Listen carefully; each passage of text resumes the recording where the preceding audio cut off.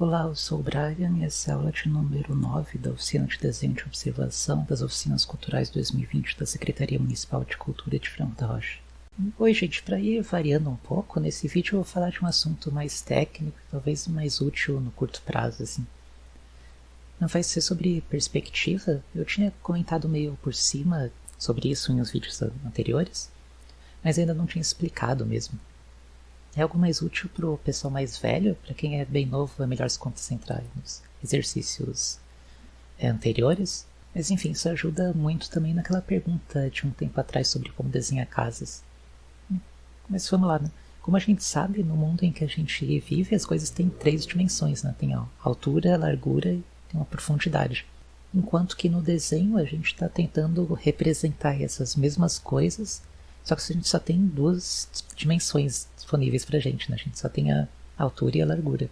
E essa perspectiva serve para ter um modelo bem preciso, assim, de como fazer isso. Como representar uma coisa 3D em 2 dimensões. Só dando uma noção histórica, assim, antes de começar, o esquema preciso e com a base matemática, assim, que a gente conhece hoje, começou a ser estudado na Renascença, lá por 1400 e pouco. Não dá para saber ao certo assim, se na antiguidade se eles não tinham esse conhecimento. Acho que o consenso hoje em dia é que não, mas em todo caso, mesmo se eles tivessem, era uma coisa que tinha se perdido já.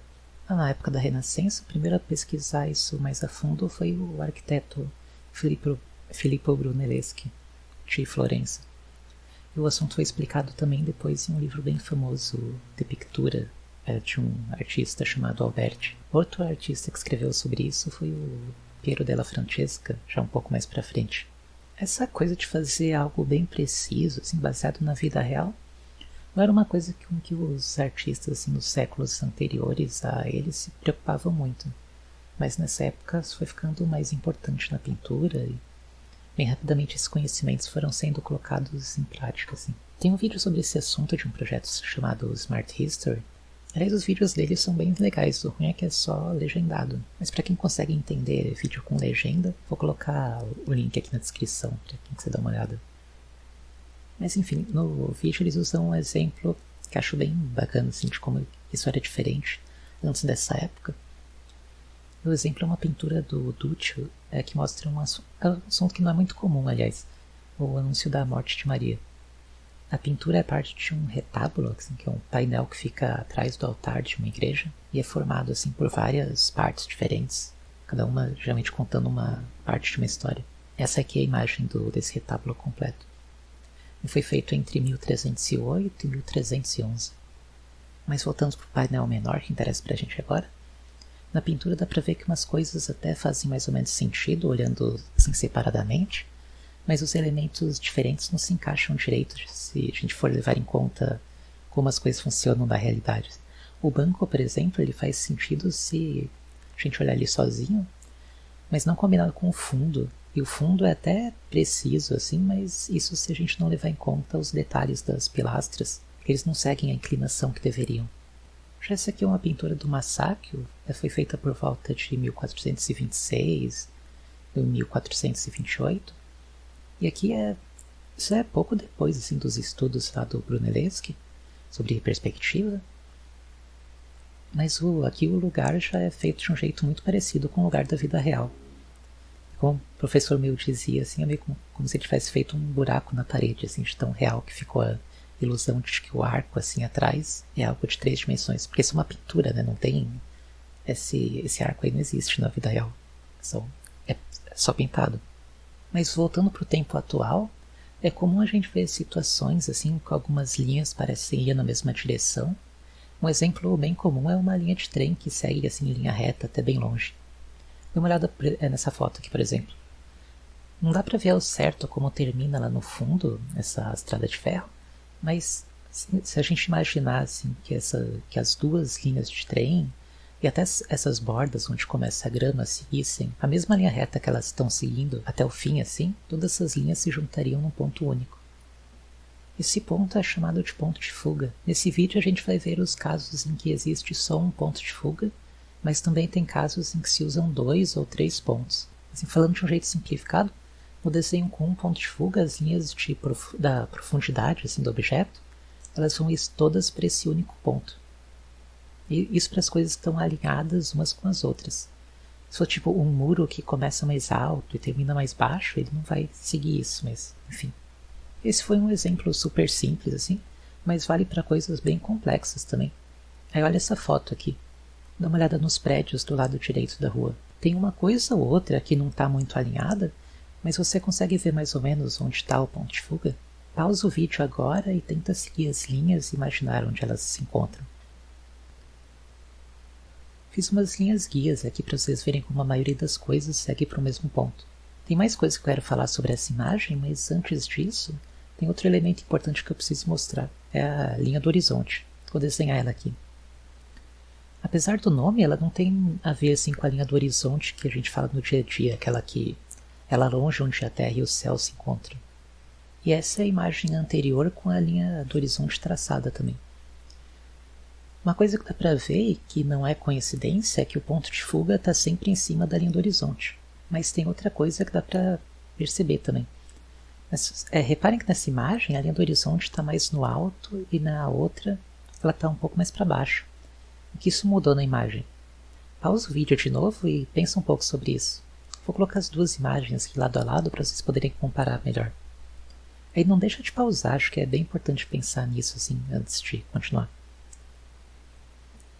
Na imagem que a linha do horizonte está mais alta, nós estamos vendo a cena bem de cima, assim. Enquanto que na outra, em que ela está mais para baixo, estamos vendo as coisas só um pouco acima da altura de uma pessoa que estivesse andando por lá. Isso não é coincidência. A linha do horizonte fica exatamente onde seria a altura dos olhos de uma pessoa vendo aquela cena. E daí dá para perceber umas coisas interessantes. Por exemplo, só vemos a parte de baixo da entrada desse prédio aqui, porque a linha do horizonte, né, a linha dos nossos olhos, está abaixo dela. Se estivesse acima, se a gente estivesse com os olhos um pouco mais para cima dessa altura, não daria para ver essa parte de baixo. Se você está usando uma mesa agora, você pode olhar para ela enquanto levanta e abaixa a cabeça e perceber como a imagem vai mudando conforme o ponto de vista. Mas enfim, agora você já viu todos os elementos da perspectiva de um ponto de fuga. Com a linha do horizonte, que fica na altura de quem está olhando a cena, o ponto de fuga para onde vão todas as linhas assim, de profundidade, e as linhas em si, né, que vão para o ponto de fuga. Uma coisa que eu acho importante mencionar, principalmente para quem já conhecia um pouco de perspectiva e já entende o que eu falei até aqui, é sobre o que eu disse disso valer para o que está alinhado, tipo as linhas de um prédio só, ou uma rua em que cada casa está retinha assim, uma em relação com a outra. Mas é claro que nem todas as ruas são assim. Se você reparar, nessa rua mesmo da foto, dá para ver que ela faz uma curva para a direita. E o que acontece nesse caso? Pausa o vídeo e tenta pensar sobre isso. Será que os pontos também vão todos para algum lugar? Se sim, que lugar? Será que tem alguma relação com o ponto de fuga anterior? Ou com a linha do horizonte? Não deixa de pausar e pensar você mesma ou você mesmo antes de continuar. Fiz mais ou menos as linhas dos prédios do lado esquerdo da rua aqui. Como dá para ver, eles seguem todos para o mesmo ponto, mas como esses prédios estão indo um pouco para dentro da rua, não estão totalmente alinhados aos do outro lado, as linhas vão para um ponto de fuga diferente do que usamos para o lado direito. Mas como a linha do horizonte é a linha dos nossos olhos, né? E a gente está vendo os dois lados da rua do mesmo lugar, né? Claro que é a mesma imagem, os dois pontos de fuga estão em cima da linha do horizonte. Afinal, os nossos olhos continuam no mesmo lugar, né? Quem ainda não conhecia esse assunto não precisa se preocupar muito com isso agora. Pensa primeiro em coisas simples até entender bem como funciona e depois volta nessa parte se precisar. E só lembrando também que isso ainda não é a perspectiva de dois pontos de fuga. Nela a gente usaria dois pontos para o mesmo objeto. Isso eu deixo para outro dia. Mas a gente só analisou imagens já prontas até agora, né? Como a gente usaria isso para fazer um desenho. Vou tentar mostrar aqui, começando usando forma simples. Então marquei aqui uma moldura para o desenho. Aqui ó, onde vai ser a minha linha do horizonte, vai ser mais ou menos no meio.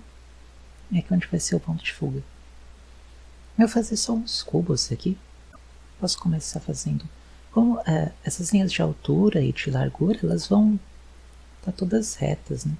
Não vão ir para lá só vão as linhas de profundidade.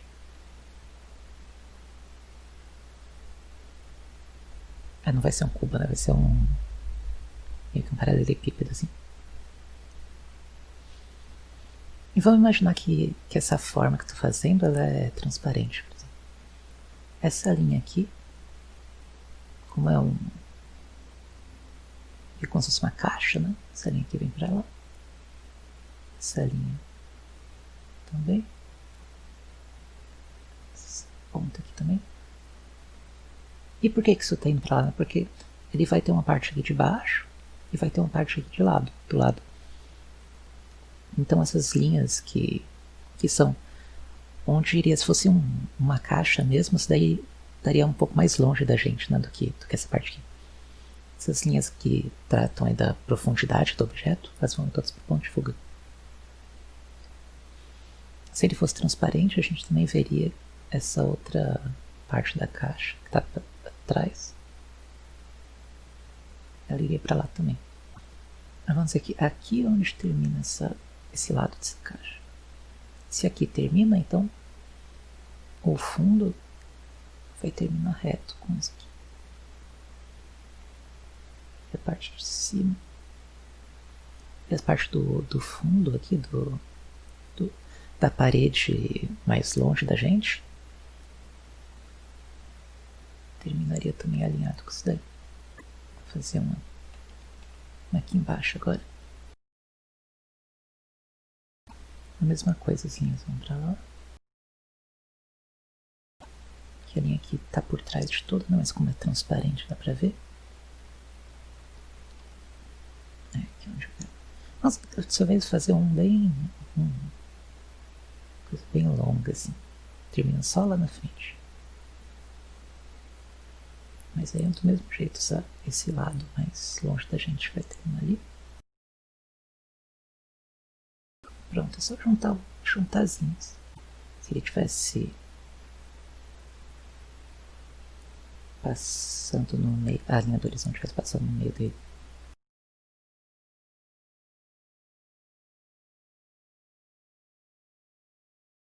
É como se nosso olho estivesse nessa altura aqui, da linha do horizonte. Não nessa posição, mas nessa altura. Enfim, vocês podem fazer uns desenhos assim também, para quem nunca viu esse assunto. É bom fazer um exercíciozinho assim, para ir se acostumando com essa ideia e entendendo melhor, assim, de um jeito simples. Talvez tentar fazer um desenho mais elaborado fique meio difícil de... Você vai ter muito mais preocupação e vai acabar atrapalhando um pouco de entender. Eu esquecendo de apagar as linhas, né, aqui. Apagar as linhas de... aumentar a borracha. Então aqui a gente tem as formas mais 3D, assim, de um jeito mais lógico, né, seguindo um jeito mais parecido com o mundo real. E se elas fossem transparentes, né? Se elas não fossem transparentes, a gente não veria essa quina aqui do fundo.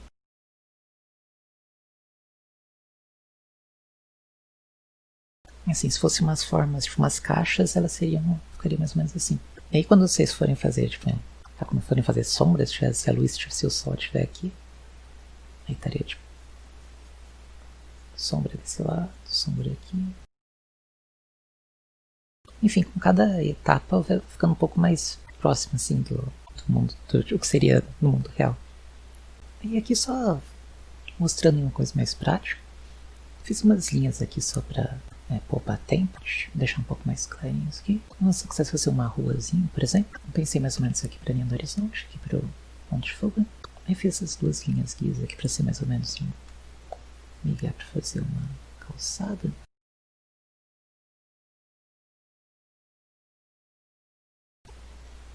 Fazemos uma calçada. Prédio. Outro prédio aqui. Vou fazer um outro prédio aqui um pouco maior do que esse do meio. Essa linha vem reta para lá porque essa parte é uma linha de largura, né? Não tem a ver com a profundidade, então essa aqui reta só. Se essa casa tiver uma porta mais ou menos aqui, como as porta e janela geralmente tem um tamanho padrão, né? Se tiver uma porta nessa outra casa, geralmente vai seguir a mesma linha da altura aqui da primeira, dessa aqui do meio. Elas têm o mesmo tamanho. Apesar de essa aqui vai parecer muito menor porque ela está mais longe, Mas assim ela tem o mesmo... deixa eu seguir aqui a mesma linha também para trás. Vou fazer uma porta aqui. Mesma altura da outra. Mas ela parece maior, porque ela está mais perto da gente. Nesse ângulo que a gente está, vai dar para ver um pouco do batente da porta. Mas se tivesse, por exemplo, um puxador da porta nessa altura, na altura bem da linha do horizonte, então aqui também seria a mesma altura, e aqui seria a mesma altura. Esse aqui tem uma janela aqui. Se ela seguisse um padrão, teria outra aqui. Vamos dizer que ela seguiu mais ou menos o padrão da altura aqui, mas não, que não necessariamente precisa do mesmo tamanho. A janela tem vários estilos de janelas. Aí, basicamente tem uma ruazinha assim, seguindo mais ou menos as regras da vida real, assim, de como as coisas funcionam de um jeito bem simples assim, de fazer tudo alinhadinho, certinho. Se você imaginar, por exemplo, que tivesse uma pessoa para entrar aqui nessa porta, se a pessoa tivesse aqui. Se você fazer essa pessoa em outro lugar, uma outra pessoa em outro lugar, tem uma dica que ajuda nesse caso. Imaginar que do mesmo jeito que a gente fez para a porta, imaginar que essa pessoa estivesse tipo aqui, por exemplo. A gente vai fazer umas linhas também guias aqui, mais ou menos. Na altura do pescoço. Na altura da cintura, na altura do joelho. Tudo indo pra linha, pra ponto de fuga. Imaginar que essa pessoa estivesse aqui. Seguindo do mesmo jeito que a gente fez com a porta, né? Aqui, ó. Cabeça na mesma altura, cintura na mesma altura. Joelho na mesma altura. Os pés na mesma altura. E a gente tem outra pessoa aqui na outra porta. Apesar de que aqui isso fica muito fácil, porque é da mesma altura do outro. Sei lá, aqui que é um pouco mais para trás ainda. Vamos seguir essa linha que tinha feito aqui. Lá pro ponto de fogo. Ponto de fogo. Mas como eu quero ele aqui, eu vou traçar aqui uma linha como se fosse... Imaginar que fosse um quadrado aqui. Essa pessoa aqui, quando ela estivesse aqui, ela seria dessa altura. Se ela seria dessa altura aqui, então desse outro lado ela também vai ser dessa altura, né? Se a pessoa aqui, quando ela estivesse aqui, a altura da cintura dela fosse aqui, então, quando ela está aqui, a cintura dela também vai estar aqui. Eu já não preciso mais dessas linhas. Essa pessoa eu não queria, né? Era só para ajudar eu a fazer a do outro lado. E pronto, já tem uma pessoa aqui da mesma altura que essa e da mesma altura que essa.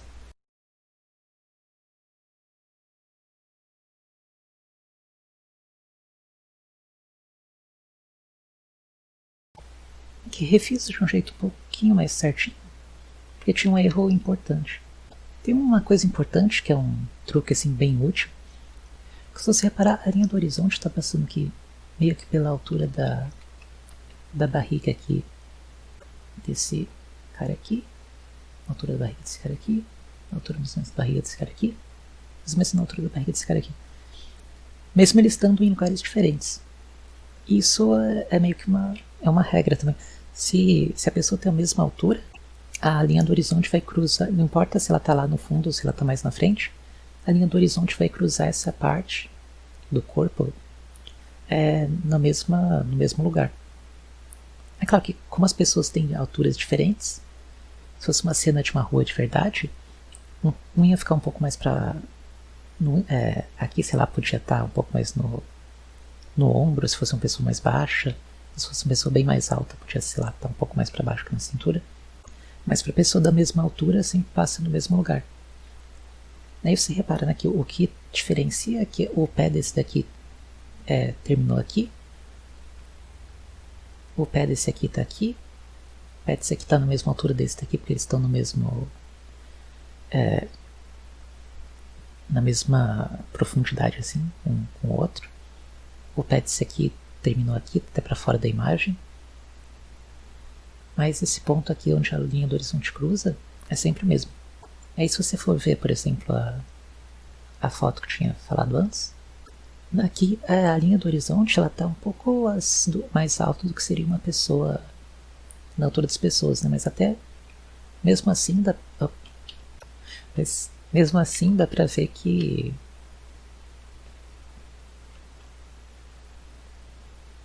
a altura da cabeça das pessoas é muito mais próxima assim uma da outra do que a altura das pernas. Esses daqui estão com as pernas na mesma altura, porque eles estão um do lado do outro, né? Esse aqui mais perto, aqui mais pra cá. Enquanto que a cabeça é sempre mais ou menos no mesmo lugar. Não tão distante assim. Porque a linha do horizonte não está passando pela cabeça, mas está passando próximo da cabeça. Muito mais próximo do que dos pés, né?